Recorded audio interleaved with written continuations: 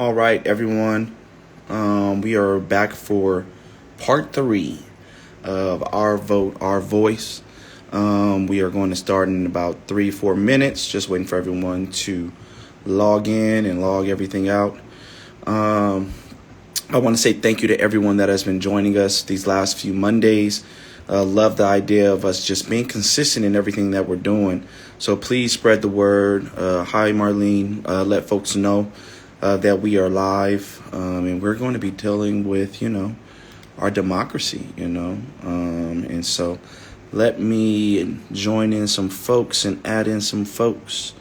I think they're on the way on. Sharik is coming. There we go. One second. There we go. And then there's Clark. What's up? Hey, How are you? good. How are you? I'm doing good. So, like Can you hear super me? close. Can you hear I me? can barely hear you. What about now? That's good. There we That's go. better? That's Okay. much better. Hi, Uh, friend. Hi, friend. How you doing? Good. How are you? I'm good. I did not feel like doing my hair, so I'm gonna throw on a beanie. Um, You know what? I'm just glad it's cold outside. I get to layer up. right, right. Oh, it's cold out there right now. What you mean out there? You ain't out here? No, I'm in Lancaster, so it's different. Yeah, you're right. I thought you was jet setting again. You know how you. Nah, I almost was going to be there, but something said stay at home and rest, don't do too much. And so Yeah. that is what I did today. And then I got this, and then I got our meeting with our fellows, our Freedom Fellows. And Nice. so that's at 8. I don't know why we're doing late meetings, you know? You got stuff to do. No, You that's know, awesome. I'm glad to be on here talking to you and speaking with you again. let's go. Always and forever. You're never leaving me. Never. Uh, we're waiting on a couple more folks to join us. For those that are joining us, hello, Backhouse Taco. What's up, Farah? Let me know. We all had ganging it out today, huh? Look, Right, It's that right. type of week. Right. I'm not mad. Hi, nice uh, to meet you, Farah. Nice to meet you as well. awesome, awesome. We're waiting on one more person. Hi, everyone. Thanks for joining. We're going to keep on letting folks know. Let me put on the website. Last time I was trying to do the website, and it was like tripping on me. So Uh, I know. but I guess I'll go ahead and speak. Just welcome everyone to another installment of the Sanctuary of Hope. I guess voter registration, our own little telethon. For those of you who know what that is. I'm Sharik. I am a producer here in Los Angeles. Currently work at Paramount and I'm doing a lot of diversity initiatives within the entertainment space. And happy to be here. Nice to meet you. And then we have, I think you're on this side here, Farah. hmm Yes, Farrah Ray. Nice So to meet get Christian, would you like to introduce me? You look like you look like you were kind of you want excited for me to be here in the room tonight. there you go. Thank you. So I've known Farah for over at least a decade now. Hmm. And her daughter's my goddaughter also. And so, anyways, she's also a great publicist, a singer, writer, what was it called? Public relations. And she can talk Hmm. a little bit more about it too. But Farah, I want to say thank you for joining us. Last week she was supposed to be with us, but she was caught up in a desert storm. Okay. So I know she can talk more about Literally, literally. He doesn't believe me. I sent pictures and videos, but literally. No way. Well, we're glad you're No, I'm here. happy to be here. Yeah, thank you. And thank y'all so much for having me. And yeah, in addition to all of the things that Christian had mentioned, also a business coach. I'm the founder and CEO of the Elite Society, which is a community organization developed for female entrepreneurs to grow and glow and connect with like-minded women. We're on a 12-city tour right now, and we just finished our eighth city, Sacramento, the other day, and just doing some really cool things, bringing like-minded women together, providing resources, raising money for our scholarship fund and our grant to just continue, to help women in business grow, connect, get resources, get access to information similar to something that we're doing here tonight. So again, very happy to be here. Thank you so much for allowing me. We're gonna talk after Girl, this. yes, period. Of course. Nice. It's always good to make those connections, and I want to say thank you for doing that. Did Danae and Vaughn and them all, everyone, they try to Oh meet up my and stuff? gosh. It was Really? incredible. Oh, Yeah. good. So many people Okay, are calling me about Danae today. I'm like, girl, you okay, about good. to be busy. Yeah, she was one of our panelists on Saturday, and Good. it was incredible. She had so many great nuggets and great information. We have the replay that's actually going to go live tomorrow. So Okay, anybody interested in that, it will be up for free on our university website. So anyone who wants access to that, please let me know. Love to send you the link. Well, count me perfecto. in already. I got you. Let me follow you. Can I follow you right now? We have to wait. We'll make it work. We'll make it work. Sharik is from the Bay Area too.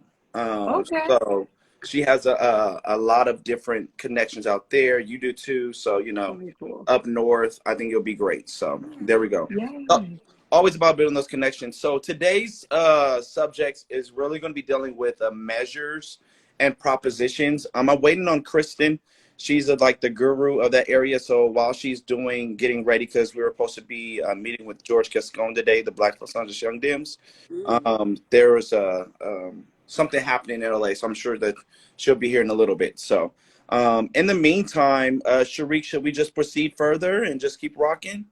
I'm Um, down if you are. Well, first, do you have any updates on what happened that you want to share? oh yeah. Okay. So last week there was a huge issue with. We're talking about that, right? With LA City Hmm. Council.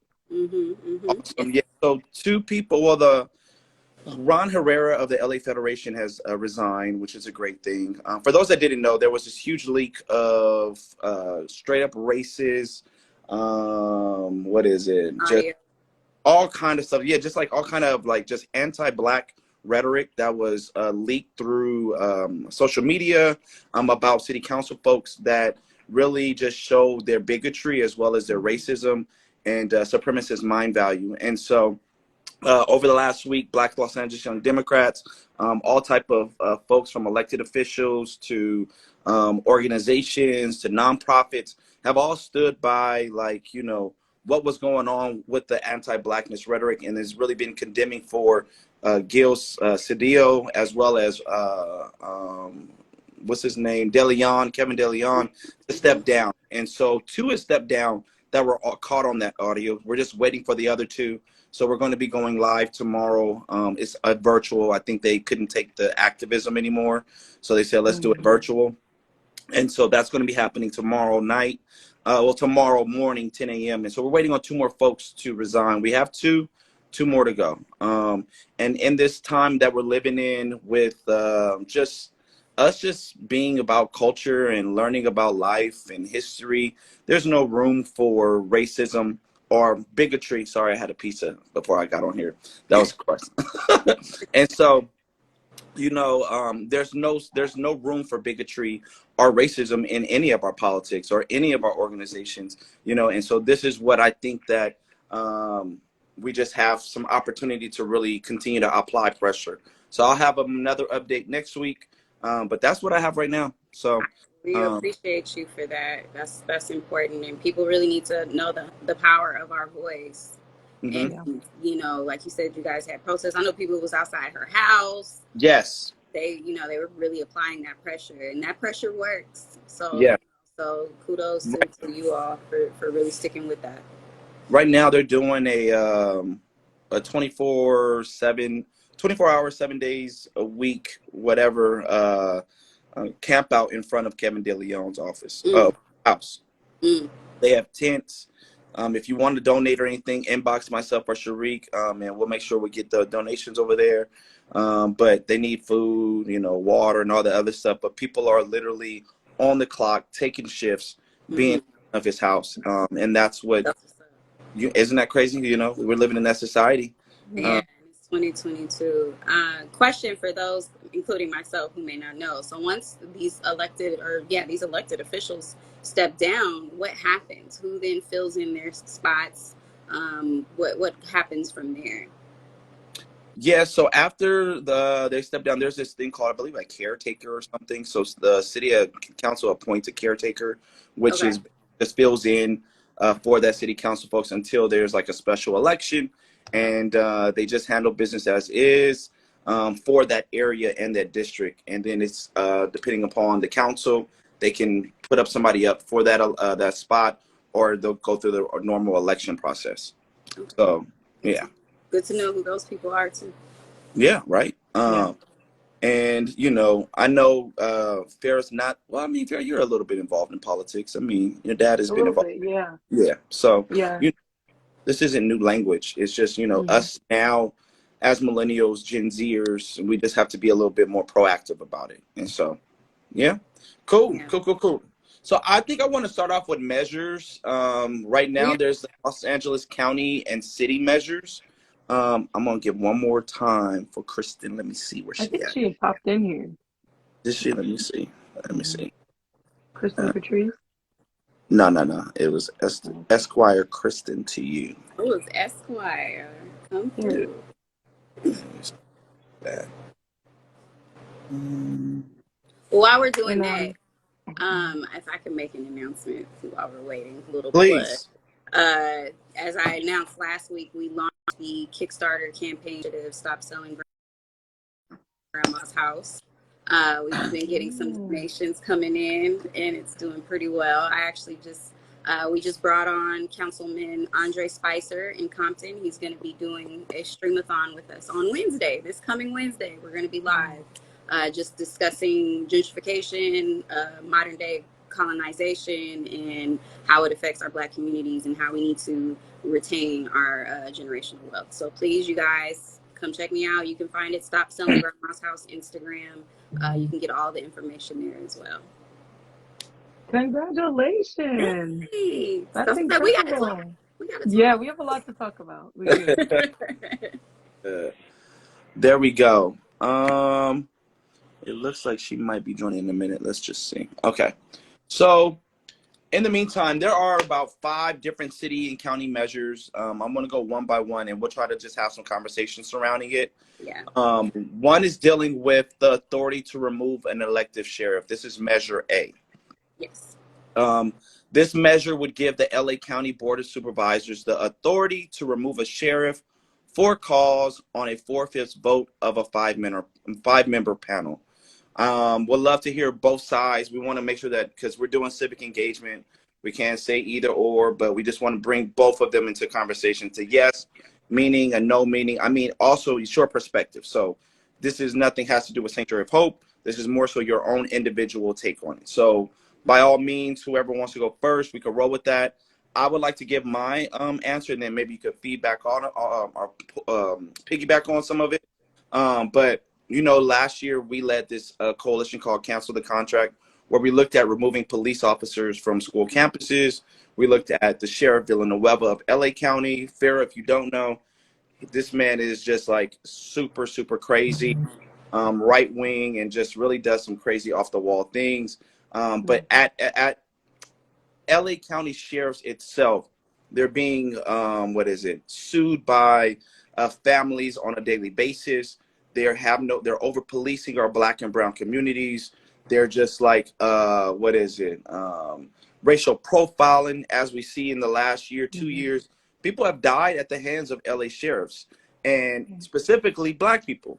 So how do Mhm. we hold the sheriffs accountable when they have um, this tyrant attitude, or like this king mentality of like, this is Right. me, it's my way or no way. I don't know if you had any instances with police officers, or what's your thought on it, but I believe that this gives a checks and balance to the sheriffs. Right now the sheriff thinks as if like there's no result for their actions. And so Mhm. yeah, we'd love to get your thoughts on it. I think there should always be checks and balances. Yeah. I not only are they causing all of the negative things that you spoke about, they also cost a lot of money, Come and on. they are technically our employees. So I feel Mhm. as though if I'm paying my tax dollars for someone who's supposed to protect and, you know, protect and serve my community, I should also be able to remove that person at, you know, need be. And I think 4/5 vote is even a lot. You know, like that's being friendly. If it were up to me, if two people oppose, then that person shouldn't be there. Whoever this person is should just be an upstanding, remarkable citizen if they're representing me and my community and my family.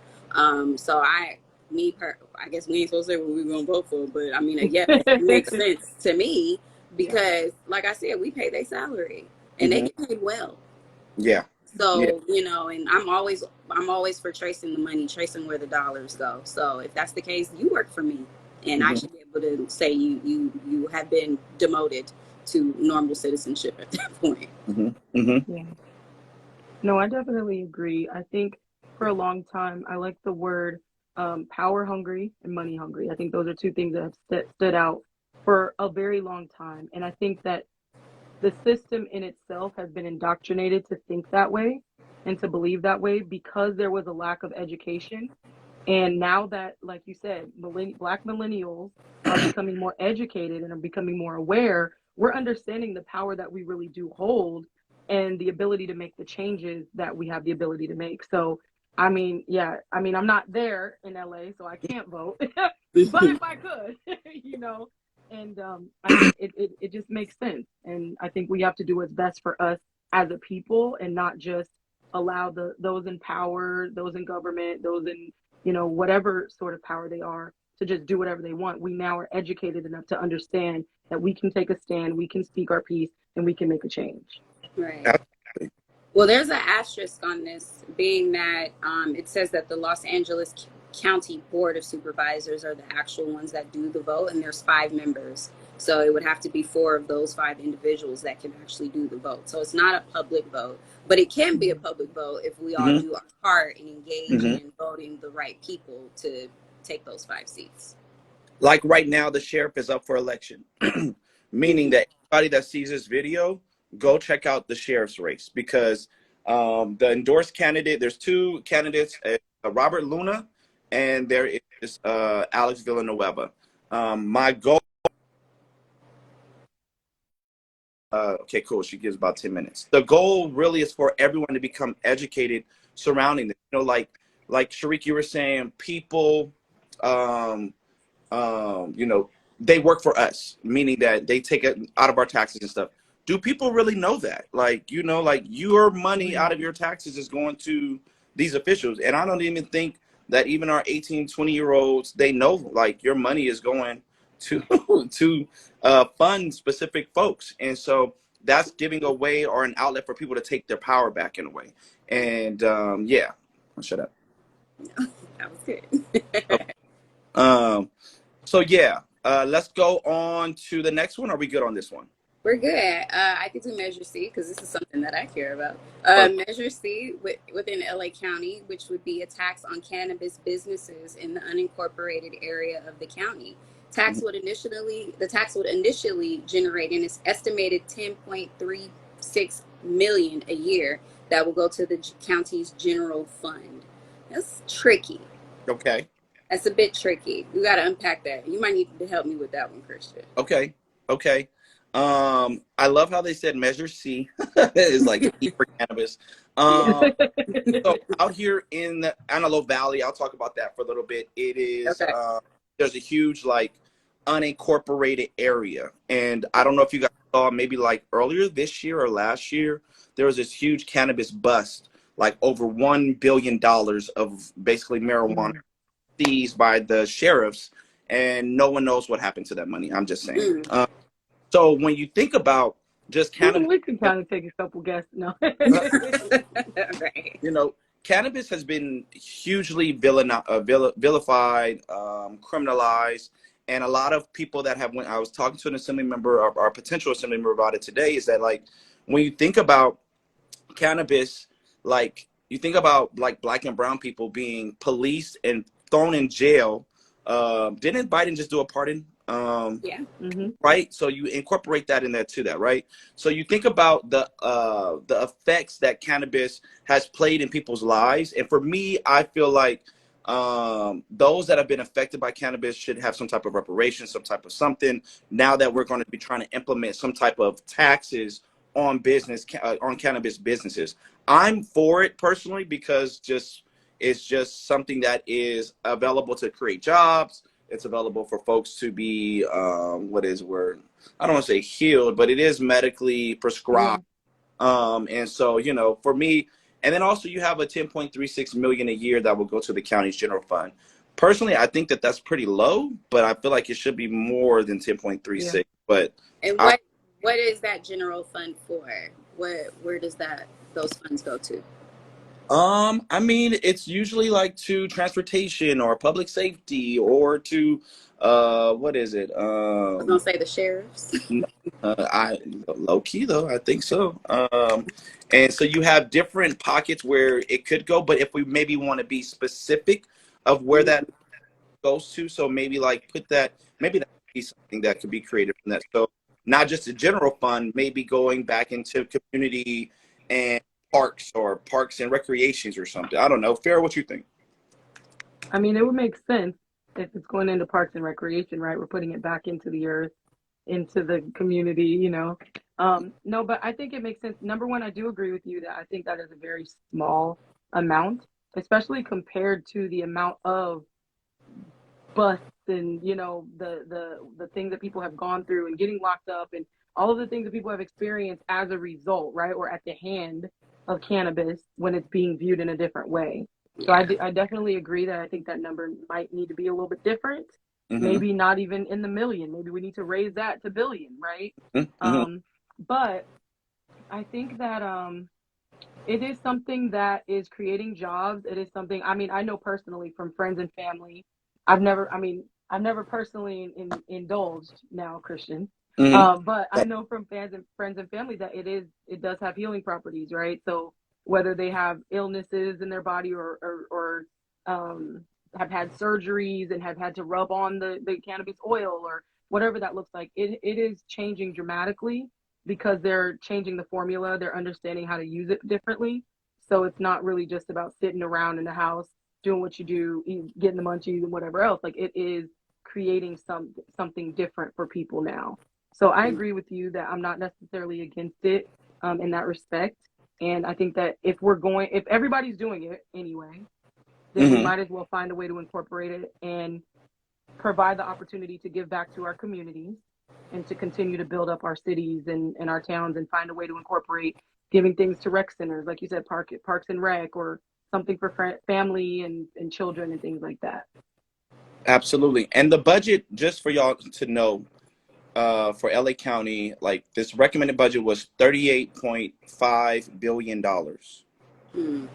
But the county is working.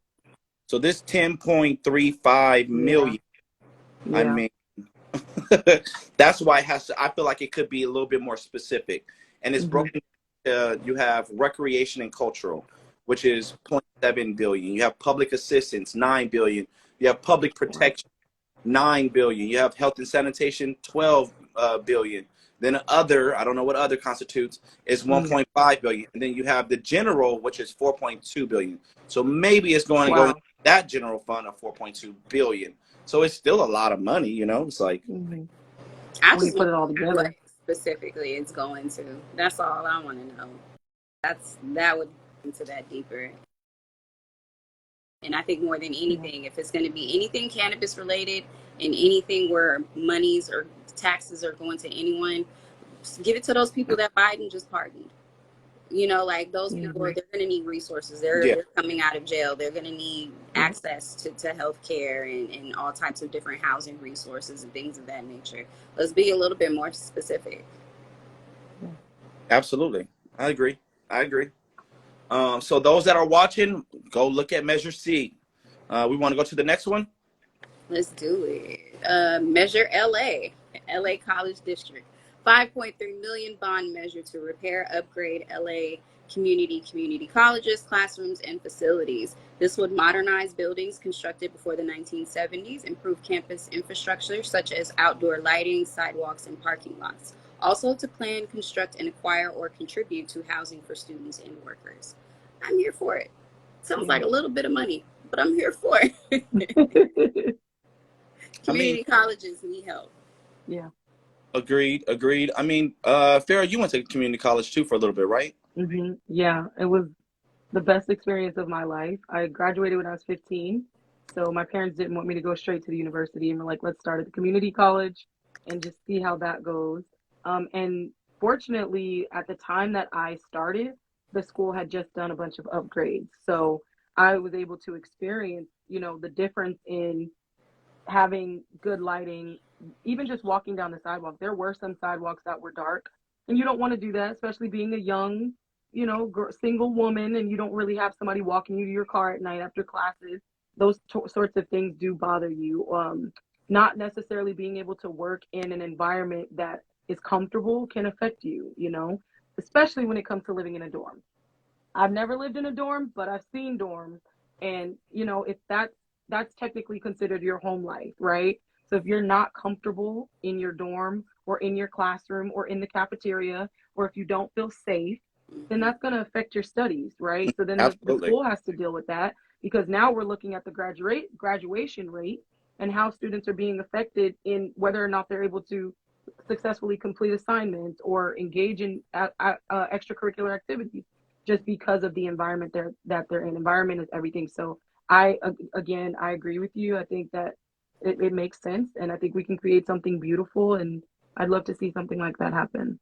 Absolutely. And what it says is that on the Proposition LA Community College District Safety Repair Job Training Measure, is to repair, upgrade local community colleges, classrooms, water pipes, sewer gas lines, technology, science labs for nurses, paramedics, firefighters, veterans, prepare students for jobs, university transfer, remove asbestos, forgive my language. Justice. There you go. Lead paint, acquire, construct, repair facilities, sites, equipment. And so, like you said, it's a lot of bit of repair. I forgot who I was talking to, but it was like something like when you find something that's aesthetically pleasing or Pleasing. appealing, it's like a little bit more of a comfort that comes with it, you know? Yeah. In 2022, these buildings were constructed in the 1970s. So, outdoor lighting needs to be updated, parking lots. For those that don't know, I do teach in the college district, LA College District. So as an adjunct professor, like at LA Trade Tech, LA Valley College, Southwest College, all of these colleges need upgrades, And for me, it's just like when we invest in people's education, we are investing in their future, And some of these, And going back into the economy. right? And that Mm-hmm. comes, it's a, I hate to use the word cycle, but it is like what's a better word for cycle? It's a It's um like a life cycle, right? Like, okay, yeah, line. it's the circle of life. That was literally what I was gonna say. Um but yeah, so you have this desire for people to learn and grow, but if the campus and educational areas are ugly, they're not safe, or people don't feel safe, Yeah. um, then it's kind of like, well, why am I here? And some of these Hmm. students don't even want to go to school, so Yeah. we figure out how to meet them where they're at is what I'm thinking. So yeah, I'm definitely down for it. Yep. The only no, or I don't know if you guys have any opposition, the only no that I would say is that they're always asking for money every election. That's the only thing with these bonds is like every bond, it's like every year Yeah. Things. we want to keep asking, you know what I'm saying? Like, okay, 5.3, and that's not even a lot of money, It's just like, okay, we're gonna get some more money and We just just don't want it to run out. I So feel we you. got to keep stacking it up. I guess. I guess. All right, let's go to Measure ULA. But this one is very important to me with everything I'm doing right now within my initiative. So Measure ULA, City of Los Angeles, funding for affordable housing and tenant assistance programs. The measure would create tax on properties sold for more than 5 million, generating revenue of 875 million per year, and lead to the creation of new housing units. These funds would be managed by a citizen oversight committee. Interesting. Mm-hmm. So a yes vote means you want to levy a new tax on the sale of properties valued at 5 million or more in order to fund affordable housing and homeless programs. A no vote means you do not want to impose a new tax property of 5 million or more in order to fund affordable housing and homelessness programs. You want the city to use only pre-existing funds. What are your thoughts on that? Feels like something I need to look into a little bit deeper. My initial answer is yes, but I kind of know through my research and what I've been doing in terms of gentrification and how it kind of combines with the initiative for affordable housing, quote unquote.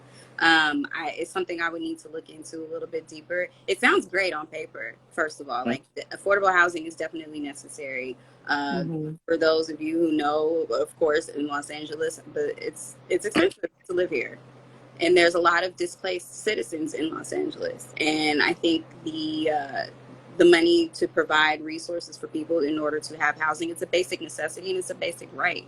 So there should be more of an initiative. 875 million, that's pretty good. We could do better. But I just want to make sure within this initiative, they're not placing people out of their homes at the same time. I want to make sure people aren't getting priced out at the same time. So that would be my only caveat to that. Gotcha. That was my first thought. Yeah. That was my first thought. That we're putting that on. I mean, I think it's all of our responsibility to take care of each other. But we already know, like you said, it is expensive to live in LA. Right? So somebody's spending $5 million, they're probably on like an acre of land on a hill in LA. So then, having to be taxed to supply other resources. I feel like if we have the resource, why aren't we putting back into that resource? Why are we pulling from someone else's? That's all. I mean, I don't know. I guess I have my personal opinion is maybe not something you guys would agree with, but I feel like if we're going to put together an initiative or put a certain fund together, let's just fund that fund and not be pulling from someone else's. That's like one individual or two individuals or three. Like, how many people really can afford that? Do you know what I'm saying? Yeah. I don't know. Christian, help me out here. No, definitely. I've Sanctuary of Hope deals a lot with rapid rehousing. So we're like in the center of these conversations. We're actually on a call today about homelessness, and there's this new task force on the state of California specifically looking at homelessness or houselessness. On any given night, 42,000 people are experiencing homelessness in this city of LA. And homelessness has increased about 41% since 2013. So that is like everyone, what is it? This everyone's initiative, or should be the initiative, is looking into homelessness, looking into how do we cure it. I mean, $875 million sounds like a lot. And for me, I just don't understand why people are homeless, or, I mean, displaced. It's bad in LA. It's bad.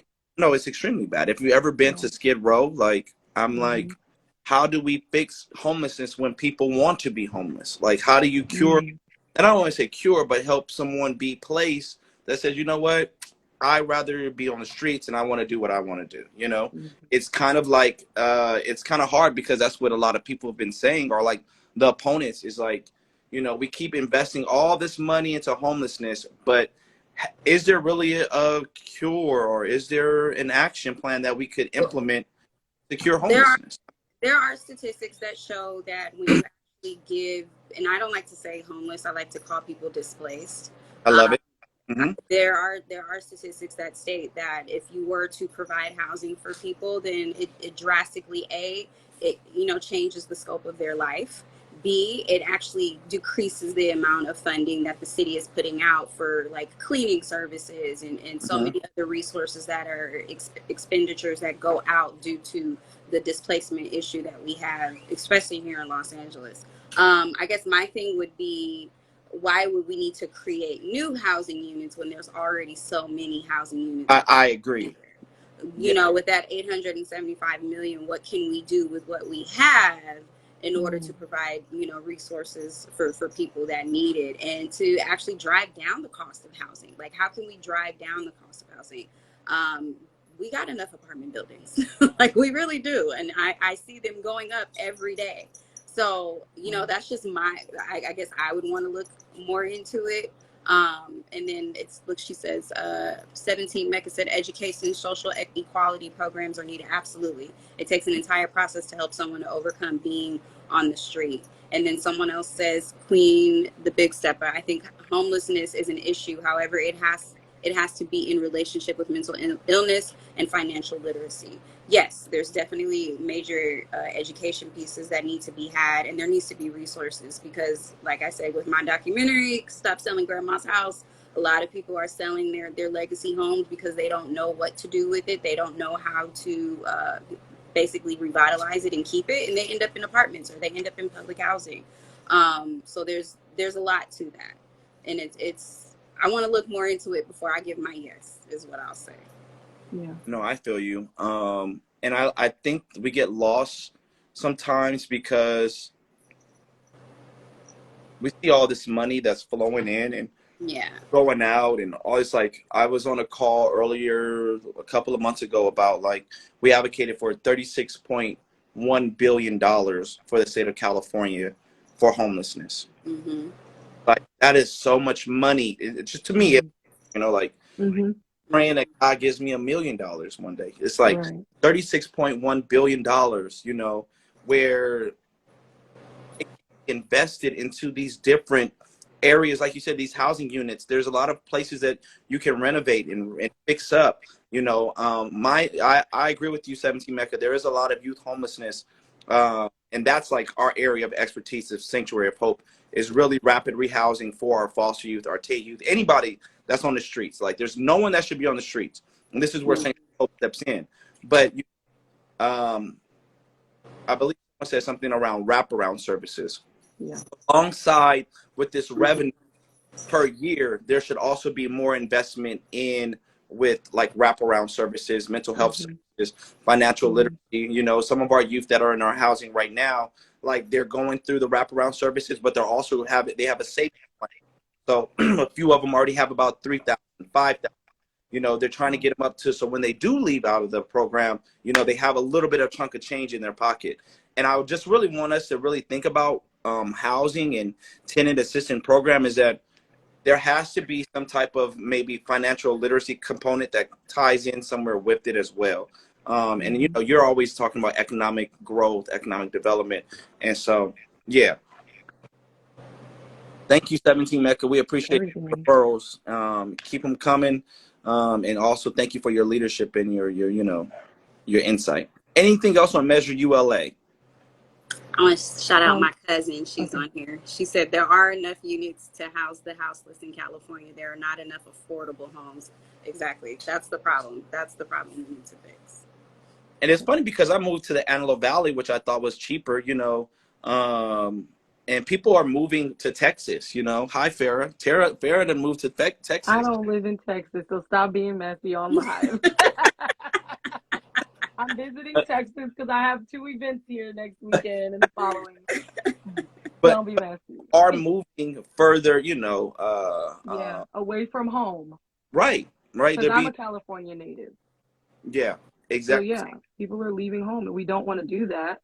We want people to stay home and enjoy, but it's becoming so expensive. Like, what are we supposed to do, right? Exactly. But I did want to speak to something that you guys were talking about a minute ago about just the homelessness. My mom worked as an organizational representative payee for many years and was responsible for managing the funds of Social Security beneficiaries, veterans, those who had mental illnesses and couldn't manage their own funds. And one of the things that they thought was so remarkable about what my mom was doing was including those wraparound services. Although we didn't offer them in-house, we went out into the community and found other organizations. We worked with and partnered with group homes. We worked and partnered with other agencies that had adult daycares and different things because we wanted to make sure that our clients weren't just working with us and their finances were getting managed through us. We wanted to make sure that when we're not available, you have that 24-hour hotline or making sure they had cell phones. A lot of our clients were okay being homeless and didn't want to live in a house. My mom would drive down the street and check on them throughout the day, or send some of her employees to check on them in the middle of the night, or give them flip phones and, call them on their cell phone. Hey, where are you? How are you doing? So things like that are important. And we saw the impact that had. So I think if people who are already, that have a heart for it and that are passionate about it, just get down in the trenches, we can really make a difference. Absolutely. What's up, Kristen? Good. Hey. Kristen, welcome to the chat. We are on Measure ULA, but we're about to go to Measure LH. We're doing measures right now. We're just going yeses and nos, going back. But I would love for you to introduce yourself to the public, let people know who you are, what you're doing, and then we'll proceed further with Measure LH. Okay, hi everyone. I'm Kristen Nimmers. I am part of the Black LA Young Dem Board and at-large member here in West LA. And then my day job, I'm a policy and campaign manager with the California Black Power Network. So I do a lot of policy research, campaign research, and so that's how I have a lot of information about the propositions and just want to make sure that y'all are informed so that y'all can vote in this coming election. So. There we go. You're going to lead the propositions. We've been holding it down. We did all right. We did okay. So we're going to go to Measure LH. You want to go on that, Sharik, or you want me to talk? I can read it out. Okay. Measure LH, which is the city of LA, authorizing additional low-income housing. Oh, this is a hot topic, y'all. Authorizes public entities in the city of Los Angeles to develop, construct, or acquire up to 5,000 additional units of low-income rental housing in each council district to address homelessness and affordable housing needs. We kind of just talked about this, but we did. We're not taking like a stance on it, but we're offering the yeses and the nos. By all means, Kristen, if you want to tackle this first, and then we'll piggyback off of you. But I know for me, it's definitely a yes. But go ahead, Kristen. No, I think that definitely makes sense. I think it's important to think about, the implementation of things. So one, we need more affordable housing. We need to make sure that we're building more units, that our cities and our local governments are focused on that. But also, like, when that's implemented, how does that go? Is that equitable? Is that going to Black communities? Is that going to all of the communities of color that need it? Is there equity in the distribution of those affordable housing things? So I feel like, reading the language carefully, try to pay attention to whatever it says in your voter guide, and definitely vote for more housing, approving that for sure.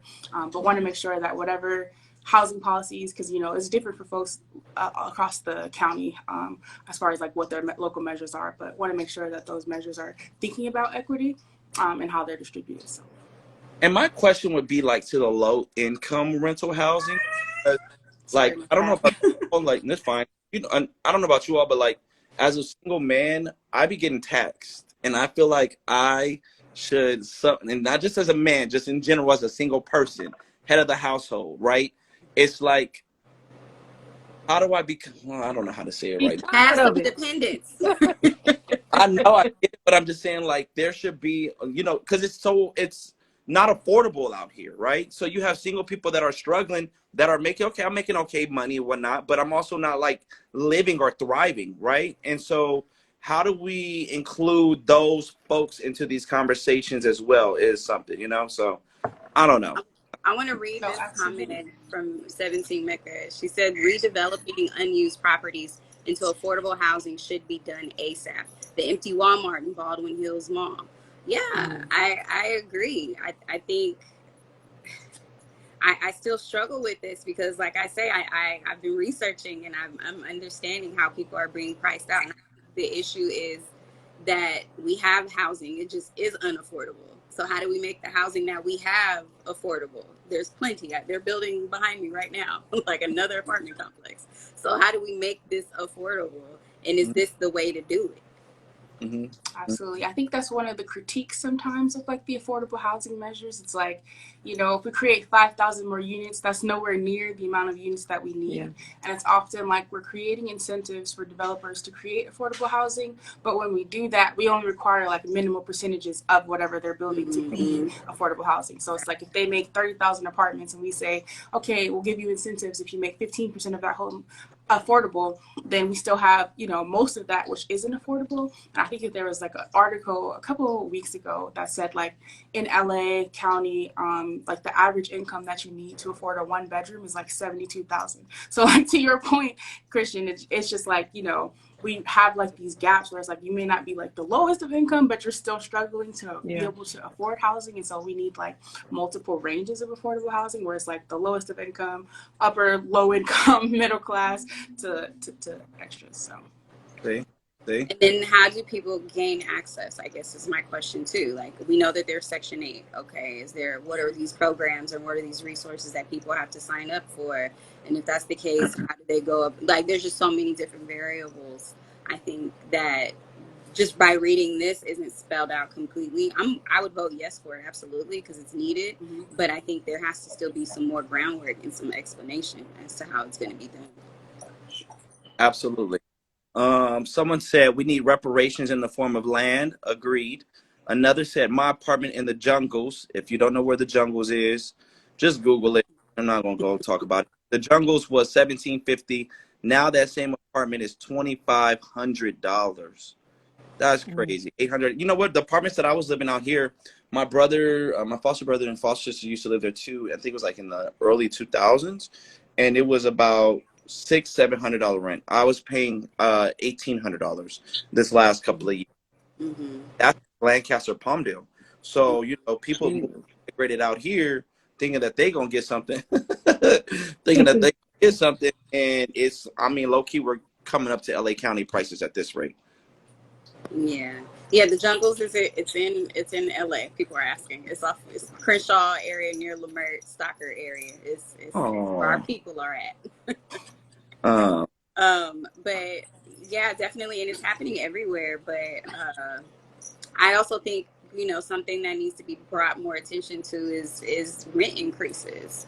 Like I don't think when someone moves out, you should just be able to hike it up, 25%, 50%, just because somebody moved out and now you want to. But it's all a domino effect, because why are they hiking up the rent so much? Because maybe the taxes, for their mortgage are so much for whoever owns that property. So there's a lineage of where this is all coming from, and I think we have to start at the source. I'm not in California and mine just went up.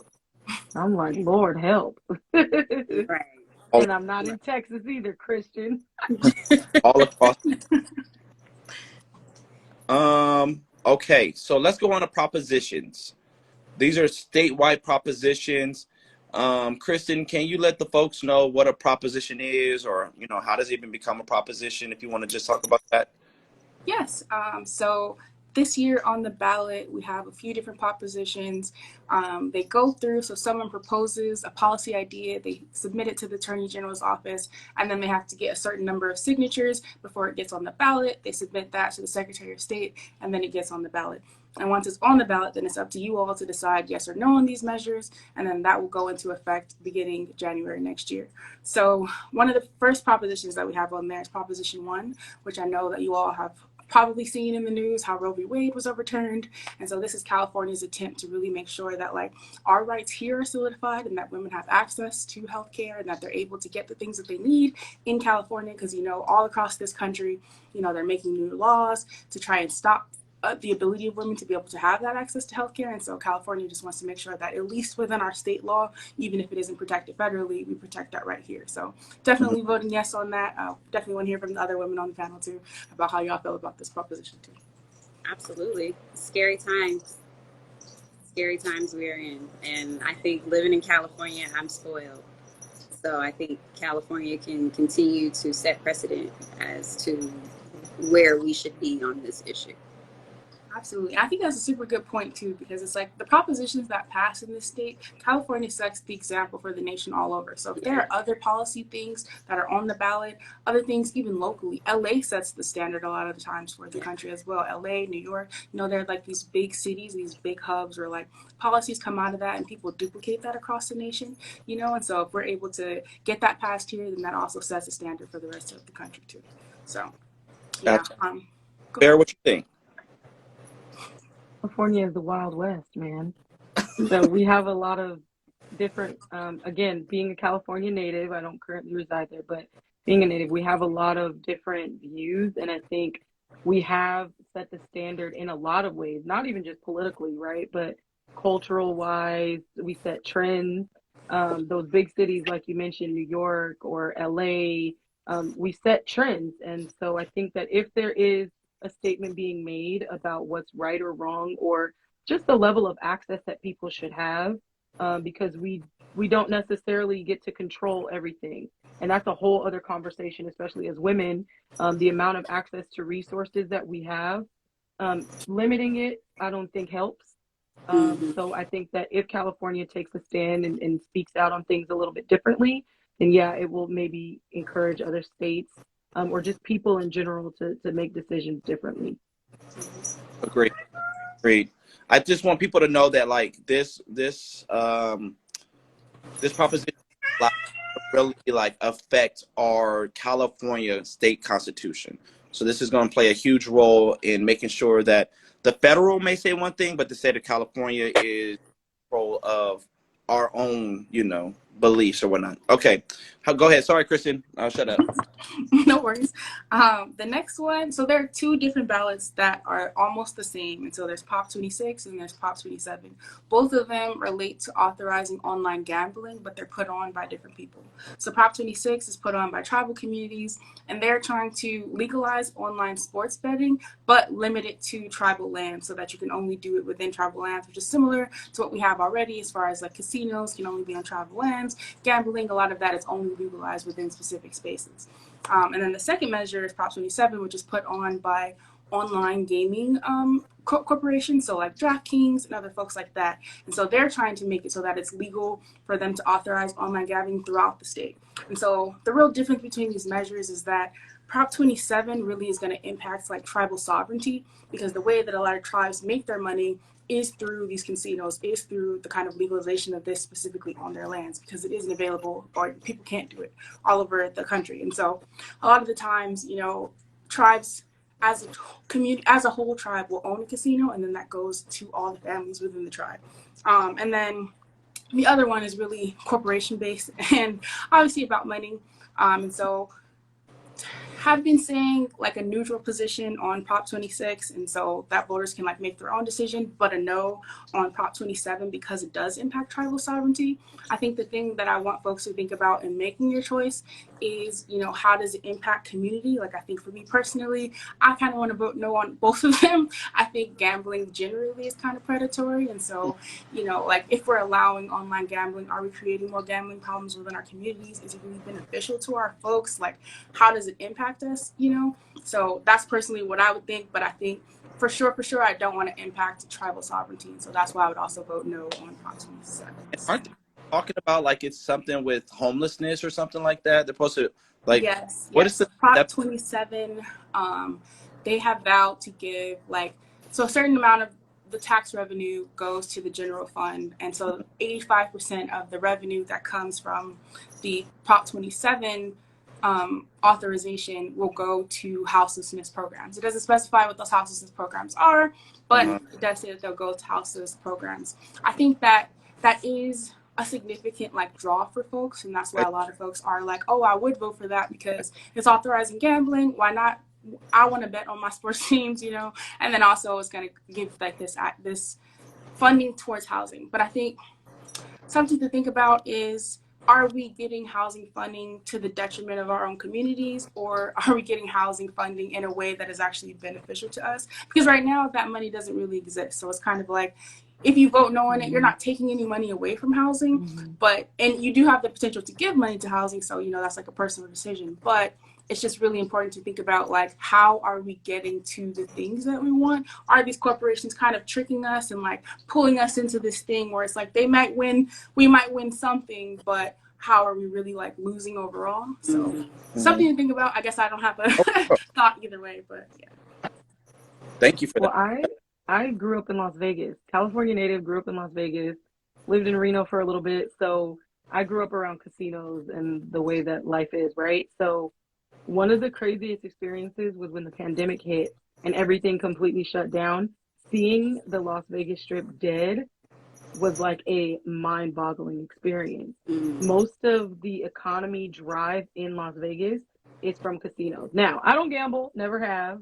I never pulled a little lever. But I do know that for Nevada, I know we're talking California, but if we're thinking in terms of this, most of what happens there is the gambling in the casinos. And if that's not being stimulated, then Las Vegas doesn't exist.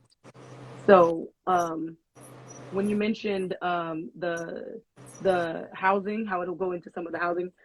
I think that's probably the hotels or the casinos in itself, because it's not specified, that maybe that's continuing to help those reservations or that tribal territory to have hotels where people are gambling, where they can also stay at the hotel, and the money is just filtering back through that same property and going back into those families or the communities. So I don't really agree with it. I feel the same way as you, kind of just like robbing Peter to pay Paul, as someone said in the comments. And it's almost like you have deciding the lesser of the two evils. But for a lot of communities, that is the stimulating factor, is the casinos and the gambling and the hotels. Well, for me, I think Prop 27 is kind of a deceptive scheme. So people just need to read and look into it, because what I've been hearing from, like, I sit on the resolutions committee for the California Democratic Party, and both opposing and affirming sides came and talked to us, and like all of the big 50 plus California tribes are against this. I've never been to a reservation personally, so I don't know like the experiences and whatnot. But when people usually speak up against something, or there are a lot of folks that are in opposition of it that I look up to, or that are in favor of it, is what I'm usually kind of leaning towards. But when I see that, like, the deceptive writing, and this is where our people have really just failed to really read the propositions in a way, because of all of this hidden language. And so that's why I really wanted us to talk about propositions, and Kristen, your expertise allows us to really, talk about it. So, okay, I'll shut up.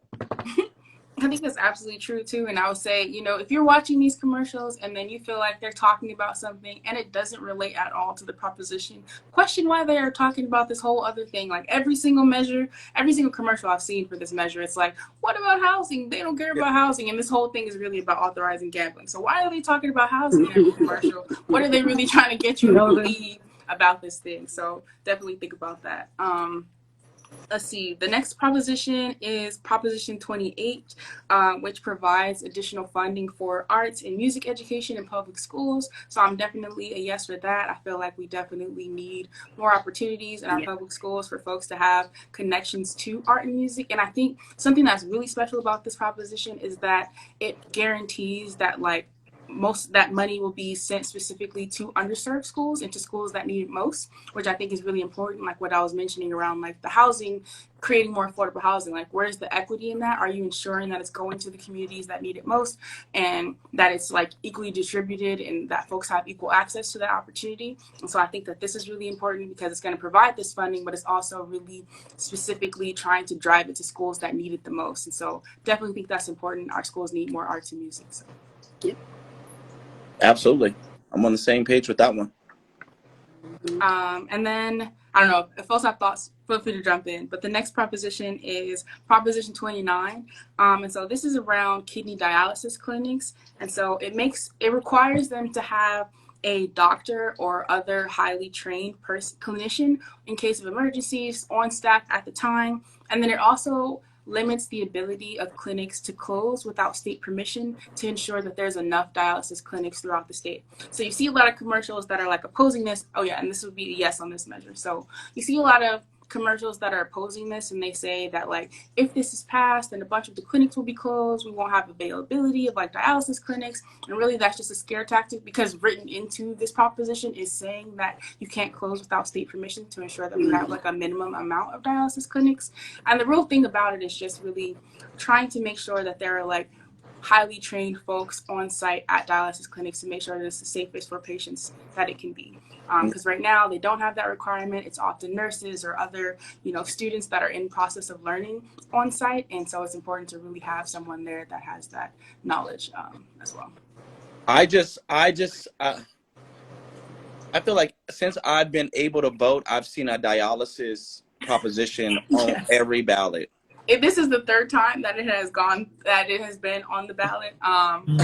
They have a lot of money going in opposition to it. The dialysis clinics like DaVita, et cetera, spend a lot of money because the fact is that if you're a dialysis clinic and this passes, it's going to cost you more to operate at this point. Because now you need a physician on site. Now you need a specifically trained person on site, whereas you didn't need that before. And so now it's going to cost you more to stay open. And so their reasoning is, it's going to cost us more, and now we're going to have to close more of these offices because of the cost, or it's going to and we're going to put that cost on the patients, et cetera. And really that's like an issue of the corporation, less so than the policy. It's like, we probably do need folks that are trained to be within these spaces. And so how do we make sure that happens? And why would you threaten to close an office because we're saying that you need someone more trained there, And if we had affordable health care.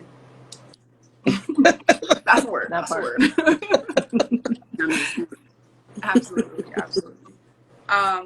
And then the next measure is Proposition 30, which is also kind of a complicated one.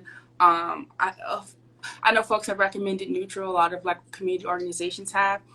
This measure has folks who make income over, I think it's like $2 million. They have an additional personal income tax of 1.75% placed on them, and then the revenue from that tax goes to creating like infrastructure for electric cars, so like charging stations and also other programs around like wildfire prevention and just like building this infrastructure so that folks can have electric cars.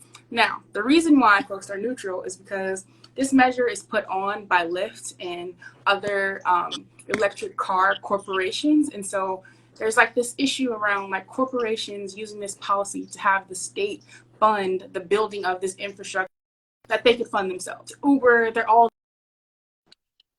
these billion-dollar companies. They could create this infrastructure if they really wanted to, but they're passing it on to taxpayers instead through this proposition. And then the other part of that is that in thinking about green policy, there's really this need to like rethink how we approach it generally, like how we operate as a society, because it's like there are like all of these propositions that go, okay, we're going to give folks rebates so that they can turn in their cars that have these bad emissions for these green cars, when really we need less people to be driving cars, because either way either way we're using too much energy. Either way we are consuming too much. Like there's this overconsumption issue that we're not dealing with. And so we're just kind of saying, oh, let's replace all of the things that are badly impacting the environment with green things, but it's just increasing consumerism. So it isn't actually changing the issue. It's just lessening our impact slightly, but we're still over consuming. And so there's also this issue where this proposition isn't solving the problem so much as like delaying it a little bit, and then it's also put on by this corporation. So I think we need to support green policies, and that's why I think that it was like trying to make a step in the right direction, but we need to be thinking about it more so in the long term of like how are we shifting the way that we as a society are operating and impacting the environment. So I see people saying if we had affordable housing, who would travel so far to get to and from work and home. But what does affordable housing look like? Exactly. I need a tax cut. Someone said tax the rich. I see someone saying the bus is too slow for me and I'm too fat to take a Black Boy to be too. I think that's the thing, how are we like creating a society where like we just have like a multitude of options, like there's a bus, where there's a train, where folks have access to electric scooters that are really cool now, where folks have access to different technologies that are less impactful on the environment but still allow you to get to where you're going, and also just like so much of like our idea around like we have to be within these specific time frames is just rooted in like capitalism and labor and productivity, and it's like how do we also just shift how we think about stuff? Like maybe we have to get somewhere slower and it'll be better for the environment, but like who does that really hurt? Like time isn't real. Or maybe we take shift. We just have a 3-day work week. I'm all for that. No, that would be good. Maybe we take absolutely. I think we got one more. We got one more, yeah. Yes, the last proposition is Proposition 31. So this one is slightly complicated depending on how they word it on the ballot. So this one, before in the legislature, there was a law passed when there was like this whole vaping epidemic, in order to ban the flavor of tobacco products, certain flavored tobacco products, which were like vape pens, so like these bubblegum flavors, these like tropical burst flavors that they were really using to specifically get teenagers into vaping. And so that passed in the legislature, and the tobacco industry came back and they were like, nah, we want to repeal that. And so this is their attempt to repeal that law, to make it legal again for them to sell flavored tobacco products. And so you want to say, yes, we do not, we support the law. Yes, we support the law that was initially passed, and we don't support their attempt to repeal that law and reinstate the ability to have these flavored vapes. So that was kind of complicated, but it is put on by the tobacco industry. It's just their attempt to repeal and continue to try to get teenagers into smoking. So a yes vote on this measure means in-person stores and vending machines could not sell most flavored tobacco products and tobacco product flavor enhancers. A no vote on this measure means in-person stores and vending machines could continue to sell flavored tobacco and tobacco whatever as allowed under federal, state, and local rules. Interesting. Yeah, I definitely think we should vote yes in this. But yeah, it's saving our children at the end of the day. Any last? Yeah. Oh yeah. No, this is great. Thank you. Right. You know, it's 7:33. We're actually kind of over time today. Let's go. That means we're doing good. Thank you for everyone who tuned in too. The comments is lit today. I was yes. Absolutely. I would love for us to Kristen, you'll end us off today, but Farrah, if you can give some last words, then Sharik, then me, and then Kristen. Just Kristen, end off why propositions and measures are so important, and then we'll end off on that, okay? So Farrah, go ahead. Yeah, I think just definitely, number one, I love what you're doing here at Sanctuary of Hope, educating people, providing resources, and getting people plugged in, because people perish because of lack of knowledge, right? So I really appreciate what you're doing in your community and just drawing people in. But just to anybody watching, just to all of us, just staying connected, staying educated, learning, connecting to people who have the information, doing the further research yourself. Don't just take somebody's yes for an answer or a no. Do your own research, understand what you're getting yourself into, because at the end of the day, your vote, number one, it counts. And number two, what you say on that ballot is a reflection of you. So it doesn't matter if you were influenced by a person, a commercial, an ad, a friend, whatever, you are still held accountable for what you put down. So take as much time as you need to vote, or to consider before you vote, and do your research, get that education, connect to resources, connect to groups, and have these important conversations to get as much understanding as possible, so that you can make sure you're making the best decision that will not only benefit you, but your community and your brothers, your sisters, your friends, and so forth. Thanks for allowing me to be here with you guys tonight. Thank you, Farrah. You want me to go next? Okay. Yeah, no, this was great. I feel way more informed, and I think it's important for people to have these types of conversations with their friends. Like, you should definitely, I know my friends, we used to have like little voter parties where we would all come together, especially in college. We would come in someone's dorm and we would pull out our little ballots and discuss and talk amongst each other, because a lot of us have the same concerns and the same issues, and just talk things through. So I think, maybe somebody should start making that a trend. I don't know how that happens, but it's cute. You do it, girl. I'm willing to do it. I think we're doing it right now, and as we see, it's very engaging. People are uncovering different propositions and measures that they hadn't heard of before. Something that's extremely important to me, I'll plug it again, is the housing crisis within our urban communities. I am working on a documentary right now called Stop Selling Grandma's House. We're doing our crowdfunding campaign that we released a week ago. So if you can go over to Stop Selling Grandma's House on Instagram, where you can click our link in bio, learn all about us. We're going to start our first streamathon on Wednesday. So we're going to be asking different policy people to come on as well. So it's going to be really good. So please follow us there. Thank you for having me once again. Thank you, Sanctuary of Hope. Make sure you're following Sanctuary of Hope and you're tapping in with Christian. He's an amazing person, human being. He does it for the culture, and he's putting pressure on people, and that's exactly what we need. Awesome. Thank you so much. I want to say thank you to each of you our panelists for being with us. Again, this is week 3.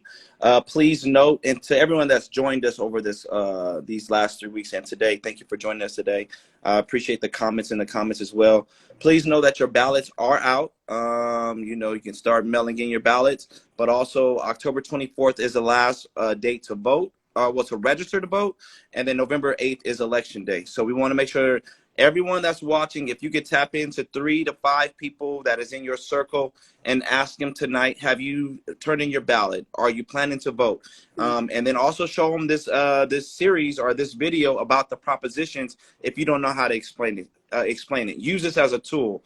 And I want to give a huge shout out to Kristen, because as much as I like to read propositions, they confuse me. Like them and measures. As much as I can be policy all day, I'm like, what is going on with this riddle? But yeah, so I want to say thank you again. Kristen, you're amazing. Please end us off, and see y'all all next week. Yes. Definitely thank everyone for showing up, for being here. Like, it's just amazing that y'all are here at night on a Monday just to learn about what y'all need to vote on, to learn about the proposition. So I appreciate y'all for being here.